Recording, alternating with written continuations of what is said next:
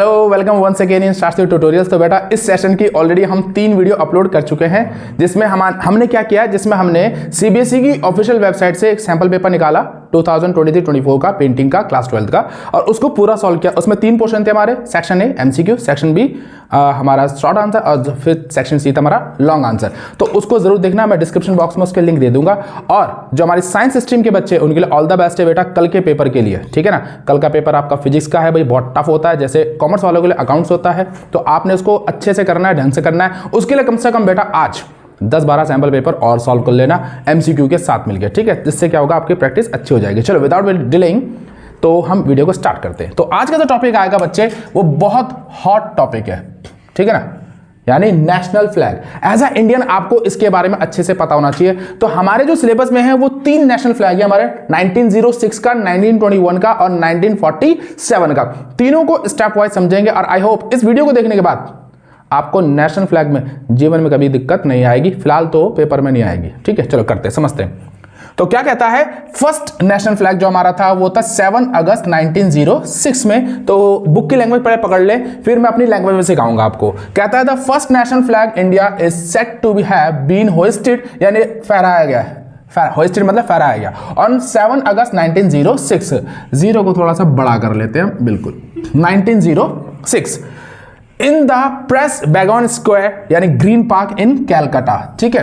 तो क्या चीज याद रखनी है, एक तो डेट याद रखनी है, क्या थी 7 अगस्त 1906, और कहां पर था। अगर ये पारसी बैगन स्क्वायर याद भी ना हो तो ग्रीन पार्क आप कर लेना, ये इजी रहेगा, ठीक है। The flag was composed of 3 horizontal मतलब बेटा ऐसे ऐसे ऐसे, और ये होती है हमारी वर्टिकल, ठीक है जी। 3 हॉरिजॉन्टल स्ट्रिप ऑफ रेड, पहला कलर रेड, दूसरा येलो और तीसरा ग्रीन, यानी कि इसमें 3 कलर थे 1906 में, रेड, येलो और ग्रीन।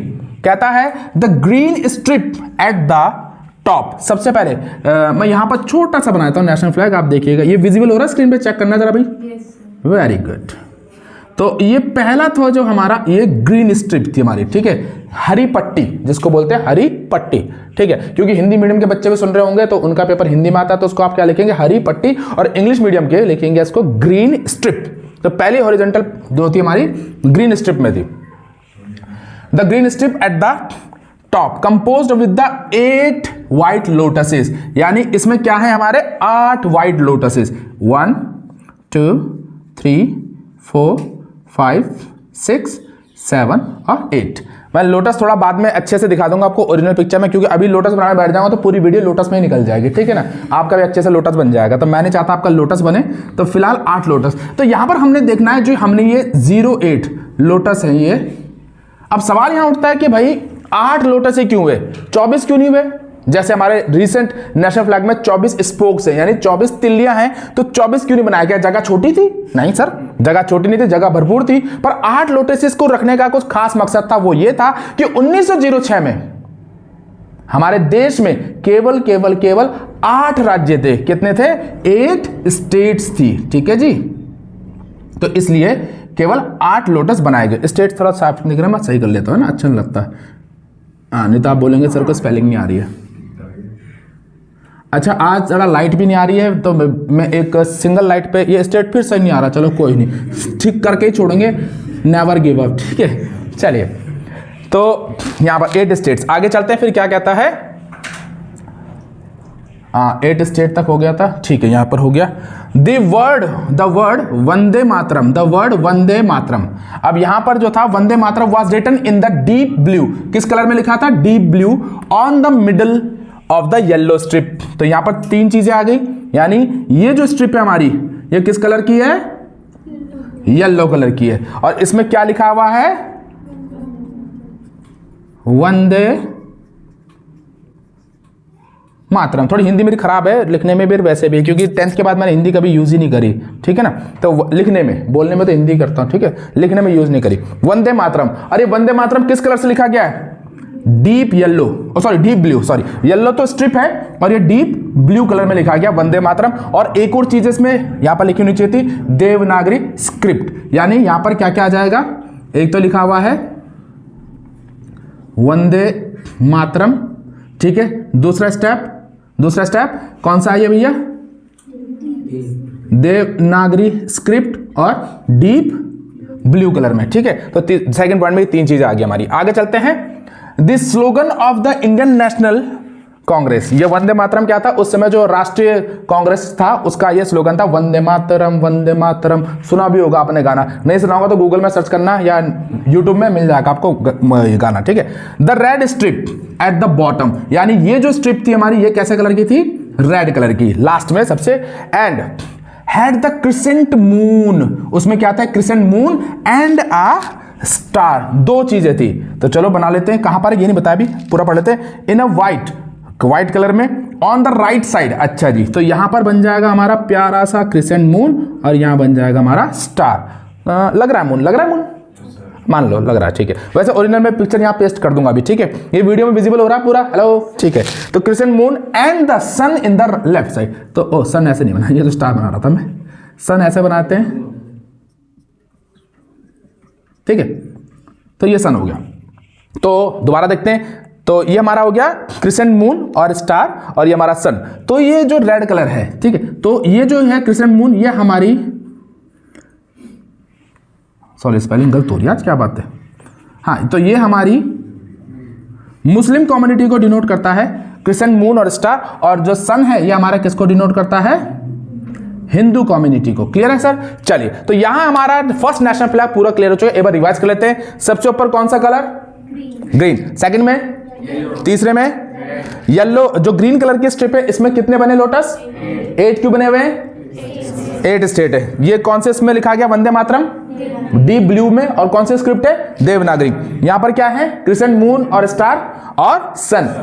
ये हमारे मुस्लिम कम्युनिटी को डिनोट करता है क्रिसेंट मून, क्योंकि जब ईद होती है तो हम चांद को ही देखते हैं, पहले दुबई में निकलता है उसके बाद हमारे यहाँ पर आता है, क्योंकि टाइमिंग का डिफरेंस कुछ नहीं है बस, ठीक है ना। पर यह सन हमारा क्या है, और सर हिंदू लोग सूर्य को देवता मानते हैं, भगवान मानते हैं। सूर्य देवता यानी हनुमान जी के गुरु, पिता, जो भी है, ठीक है ना। तो ये सारी चीजें होगी। हमारा फर्स्ट हमारा कंप्लीट हो चुका है। चलिए हम चलते हैं सेकंड नेशनल फ्लैग में, जो कब बना था हमारा 1921 में। चलिए सेकंड पकड़ते हैं हम अपना नेशनल फ्लैग 1921 का। तो सेकंड नेशनल फ्लैग कब बना हमारा 1921 में। तो क्या कहता है, during the session of all India Congress committee, all India Congress committee के टाइम पे हुआ एट द बेंजवाड़ा कहते थे उसको, अब की डेट में उसको क्या बोलते हैं, विजयवाड़ा, ठीक है ना। आज की डेट में, पहले बेंजवाड़ा बोलते थे, आज की डेट में क्या बोलते हैं इसको, नाउ, ये देखो बोल भी रखा है विजयवाड़ा। ऑन आंध्रा यूथ पिंगाली वेंकई, जो ये नेशनल फ्लैग बनाया था ये पिंगाली वेंकई ने बनाया था, ये नाम आप याद रखना, ठीक है। सेकंड नेशनल फ्लैग किसने बनाया था, पिंगाली वेंकई ने। Prepared a flag and took it to Gandhi and it was made of the 2 colours. मतलब जब पिंगाली वेंकैया ने ये जो उस समय के जो मेन अध्यक्ष थे मिस्टर गांधी, उनको दिया था ये, ठीक है, नेशनल फ्लैग अपना, ठीक है। तो उस समय क्या था, उसमें 2 कलर थे। कौन कौन से कलर थे सर, रेड और ग्रीन। क्लियर है? तो मैं यहां ही समझाता हूं आपको, थोड़ा सा ब्रेक देके। जो रेड कलर था वो आपने देखा होगा, अच्छा इसमें लिख भी रखा है हिंदूज के लिए, रेड कलर जो होता है हिंदूज के लिए। आपने देखा होगा रेड कलर में जब भी कोई हिंदूज के यहाँ पूजा पाठ कुछ भी होता है तो जो क्लोथ होते हैं, जैसे शादी का जोड़ा रेड माना जाता है, शुभ माना जाता है लाल कलर को। और हमारे मुस्लिम कम्युनिटी में ग्रीन कलर को काफी शुभ माना जाता है, ठीक है। तो पिंगाली वेंकैया ने जब ये झंडा बनाया था तो उनके नजर में यही था कि भाई 2 हमारी जो मेजर कम्युनिटी है देश की, हिंदू और मुस्लिम, उनको राष्ट्रीय ध्वज में दर्शाना जरूरी है। तो जब ये गांधी जी को दिया गया तो सजेस्ट किया, उन्होंने क्या सजेस्ट किया, एडिशन ऑफ द व्हाइट। उन्होंने कहा भैया एक काम और कर, हमारे देश में केवल हिंदू मुस्लिम थोड़ी है, और भी तो हैं, जैसे सिख हो गए, ईसाई हो गए, पारसी हो गए, और XYZ जितने भी, मैं उनका नाम नहीं ले पा रहा हूं क्योंकि हमारा देश विविधताओं का देश है। इसमें कई भाषाएं, कई रंग रूप रेखाएं और हर चीज अलग है और विविध है, पर फिर भी एक है, फिर भी यूनाइट है, फिर भी इंटीग्रेटेड है, ठीक है। तो उन्होंने कहा भाई एक काम और कर, व्हाइट स्ट्रिप को और जोड़ दे जो रेस्ट ऑल कम्युनिटी को डिस्क्राइब कर देगा, ठीक है ना। तो और कम्युनिटी को नाराज क्यों करना है, बिल्कुल सही बात है भाई। तो उन्होंने एक व्हाइट कलर की स्ट्रिप डाल दी और एक बड़ी चीज और डाल दी, अपना चरखा, ठीक है। तो मैं इसको स्क्रीनशॉट में दिखा दूंगा, मैं बना नहीं रहा हूं यहां पर, ठीक है। स्क्रीनशॉट में आपको यहां पर मैं दिखा दूंगा इसको, जब मैं वीडियो एडिट करूंगा तो यहां पर आपका देखिए, यहां दिख रहा है आपको, देखो ध्यान से देखो। तो सबसे ऊपर क्या दिख रहा है आपको, यहां पर व्हाइट कलर, फिर बताओ कौन सा दिख रहा है, फिर आपको दिख रहा है चलो जो भी दिख रहा है उसको लिख लीजिएगा, कमेंट बॉक्स में लिखिएगा जरूर, ठीक है। ओके, टिल देन हंस क्यों रहे हो भाई, ये तुमने लिखना है भाई कमेंट बॉक्स में, मैं क्यों बताऊंगा तुम्हें। चलिए, तो यहां पर हमारा पूरा हो चुका है सेकंड नेशनल फ्लैग। अब हम तीसरे नेशनल फ्लैग की तरफ चलते हैं। हम अपना थर्ड नेशनल फ्लैग कर रहे हैं जो अभी तक चल रहा है हमारा। ये कब हुआ था स्टार्ट? जुलाई 22, 1947। तो चलो डिटेल में चलते हैं। कह रहा on July 22, 1947 the constituents assembly adopted it as a free India, ये थोड़ा फ्री है, ठीक है, it as a free India national flag. After the advent and independence the colours and significance remained the same as the horizontal tricolour. तो इसको क्या बोलते हैं? हॉरिजॉन्टल ट्राई कलर्स, ठीक है। तो ऐसे हमारा था ये नेशनल फ्लैग ट्राई कलर्स में, ठीक है। अच्छा, एक चीज और बताना भूल गया, हमारे जितने भी नेशनल फ्लैग बने अब तक उनकी जो एक्यूरेट रेशो होती है ना बेटा, वो क्या होती है? कोई बताएगा? 3:2, ठीक है। ये पॉइंट पे जोड़ लेना, तीनों फ्लैग में डाल सकते हैं आप कि जो उसकी एक्यूरेट रेशो होती है कितनी होती है? 3:2। अगर फुट में तो 3 फुट ऐसे, 2 फुट ऐसे, इंच में तो 3 इंच ऐसे, और मीटर में है तो ऐसे ऐसे। बात समझ में आ रही है? 3:2 हमारी एक्यूरेट रेशो होती है, ठीक है। तो ट्राई कलर्स, पहला क्या है भाई? Saffron, deep saffron at the top, यहां पर आएगा हमारा saffron colour, white in the middle, white middle, और यहां पर हमारा क्या है? स्पोक्स। कितने स्पोक्स हैं बच्चे? ये 24 होते हैं, ठीक है ना, 24 स्पोक्स, जिसको हिंदी में तिलिया बोलते हैं।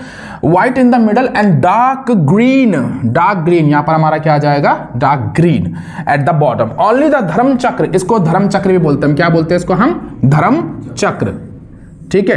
किसने बनाया था ये धर्म चक्र? हमारा सम्राट अशोक ने खुद डिजाइन किया था। The emperor Ashoka was adopted the place at the spinning wheel, spinning wheel भी बोलते हैं इसको, धर्म चक्र भी बोलते हैं, और क्या बोलते हैं इसको हम?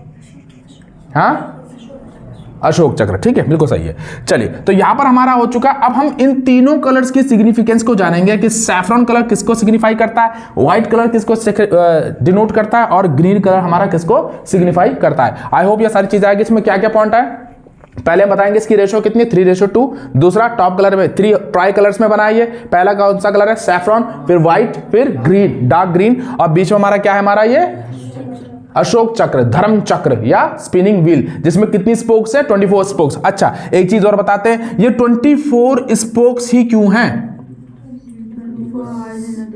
हाँ, इनका कहना है कि भैया 24 घंटे एक दिन में। ऐसा बिल्कुल ठीक भी है, नहीं भी है। तो इसमें ये होगा 24 स्पोक्स का मतलब ये होता है कि we have to work, we लिख लेना इसको, we have to work for the progress of the nation 24 hour. काम करना ही नहीं है, काम को सही ढंग से करना है और राष्ट्र की उन्नति के लिए। अब जैसे कोई चोरी चकारी कर रहा है, वो भी तो उसका काम ही है, तो उसमें राष्ट्र की उन्नति क्या हो रही है? दूसरे का नुकसान हो रहा है। तोड़फोड़ कर रहा है, वो भी तो काम हो रहा है उसके अकॉर्डिंग। ताश खेल रहे हैं, जुआ खेल रहे हैं, गलत काम कर रहे हैं, वो भी तो काम है, पर उसमें देश की उन्नति क्या हो रही है? तो हमने काम करना है 24 घंटे पर देश की उन्नति के लिए। क्लियर है? तो इसलिए 24 स्पोक्स लगाए। चलिए, अब हम कलर की सिग्निफिकेंस को पढ़ेंगे। चलिए, कलर की हम सिग्निफिकेंस को जान लें। तो क्या कहता है? पहला कहता है हमारा सैफ्रॉन कलर, वो क्या दिखाता है? Courage and sacrifice. करेज मतलब बोलो साहस, और सैक्रिफाइस मतलब होता है त्याग, देश के प्रति त्याग। व्हाइट कलर बताता है ट्रुथ यानी सच्चाई, जो आपके अंदर नहीं है। ऑनेस्टी, बिल्कुल नहीं है आप ईमानदार, अपने काम को लेकर, अपनी पढ़ाई को लेकर, अपने पेरेंट्स को लेकर, अपने टीचर को लेकर तो कतई नहीं हो। अगर टीचर को लेकर ईमानदार होते, ऑनेस्ट होते, तो अच्छे से पढ़ते। प्योरिटी है आपके अंदर। अच्छा, पीस, वो तो कतई नहीं है। पीस का तो मतलब नहीं पता आपको, तो पीस का मतलब पता टुकड़ों में तोड़ देना वाला पीस नहीं करा। ये पीस है शांति वाला, ठीक है ना। ऑफ द नेशन यानी कि अपने देश में सच्चाई, ईमानदारी, स्वच्छता, या आप कह रहे हो उसमें सच्चाई, और ये क्या कहते हैं? पीस यानी शांति बनाए रखना। पता नहीं आपका योगदान कैसा है इसमें, आई डोंट नो, आपको खुद पता होगा। फिर आता है ग्रीन कलर, बताता है सर फेथ एंड चिवलरी। ये क्या होता है? चिवलरी का मतलब होता है सर कि आपका, यानी खासकर ये मेंस के लिए है, बॉयज के लिए है, कि आप एक फीमेल के साथ कैसा बर्ताव करते हैं। काइंडनेस का, पोलाइटनेस का, सौहार्द का, रिस्पेक्ट का, या कैसा आप कैसे बिहेव करते हैं, ठीक है ना। तो ये चीज बताती है। फिर आता है navy blue. Navy blue colour of the Ashoka Chakra in the centre of the white strip representing, क्या रिप्रेजेंट करता है? The colour of the sky and the ocean. जो हमारा 75% हमारा जो वो है देश, वो पानी से भरा हुआ, समुद्र से, ठीक है ना। और स्काई नीला आकाश, फिर आता है धर्म चक्र। धर्म चक्र क्या है हमारा, उसमें आता है हमारा कॉस्मिक लॉ। जो धर्म चक्र होता है वो कॉस्मिक लॉ। कॉस्मिक लॉ का मतलब क्या होता है, कॉस्मिक लॉ का मतलब होता है, अगर मैं बिजनेस स्टडी के हिसाब से जाऊं तो उसका मतलब होता है यूनिवर्सल लॉ, यानी कि जो ब्रह्मांडीय लॉ होता है कि यानी कि हर किसी में। और कॉस्मिक लॉ हमारे बौद्धिज्म से लिया गया, ठीक है ना, यानी कि हर किसी पे वो जो लागू होगा रूल वो सब एक समान होगा। तभी तो कहते हैं कानून क्या है, अंधा, एक समान नहीं अंधा, ठीक ना। अंधा इसलिए क्या रखा है, अब जब मैं छोटा था तो मैं सोचता जब कानून अंधा था वो पहचानता कैसे होगा ये मुजरिम है इनोसेंट है ना। मेरे मन में भी आए थे, मैं तब सोचा, मैंने तो बाद में जब थोड़ा सा बड़ा हुआ, थोड़ा सा पढ़ा तो समझा, तो हमने जाना कानून अंधा का मतलब ये होता है कानून अगर सामने कानून का बेटा भी खड़ा होगा, बेटी भी खड़ी होगी, तो वो इस चीज का पक्षपात नहीं करेगा, उसको निष्पक्ष अपना फैसला सुनाएगा, इसलिए कहते हैं कानून अंधा होता है। ये नहीं कि कानून दिखता नहीं है, ठीक है। फिर आता है 24 स्पोक्स, जो हमारी तिल्लियां होती हैं 24 क्यों होती है, मैंने पहले बताया था, क्या था, it represent that we have to work for the nation या you have to work for the progress of the nation 24 hours, यानी कि हमें निरंतर लगातार 24 घंटे अपने देश की तरक्की के लिए काम करना चाहिए। आप कैसे कर सकते हो, अगर आप अच्छे से पढ़ोगे, अच्छे पढ़ोगे तो अच्छा कॉलेज मिलेगा, अच्छी जॉब मिलेगी, अच्छी आपको अपॉर्चुनिटीज मिलेंगी और आप अपने देश के लिए अच्छा कर पाएंगे। नहीं तो देश आपको रोजगार भत्ता ही देगा, फिर आप उसी के लिए नारे लगाओगे, ऐसे करोगे, आरक्षण करोगे, ये करोगे, वो करोगे। तो इन चीजों में ना पड़े। हमारा युवा ज्यादातर इन्हीं चीजों में पड़ता है, वो अपने फ्यूचर को बनाने के अलावा उल्टे सीधे धंधों में लगता है। तो आप don't be a politician. Politician बनना अच्छी बात है अगर आप अच्छा करते हैं देश के लिए, और यंग ब्लड आएगा पॉलिटिक्स में तो और अच्छा होगा। चलो छोड़ो, इस टॉपिक से मैं दूर चलता हूं, बस अपने पेपर में ध्यान दीजिएगा। अच्छा, तो आज का टॉपिक हम यहीं फिनिश करते हैं। मोरल ऑफ द स्टोरी यह है कि अपने राष्ट्रीय ध्वज के बारे में आपको अच्छे से नॉलेज होनी चाहिए, ये मस्ट है, ठीक है। तो till then take care, goodbye. I hope आप इसको अच्छे से नोट्स बना के लिखेंगे और स्क्रीनशॉट बना के रखिएगा, नोट्स लिखिएगा, अच्छे से याद होंगे, ठीक है। Till then take care, bye.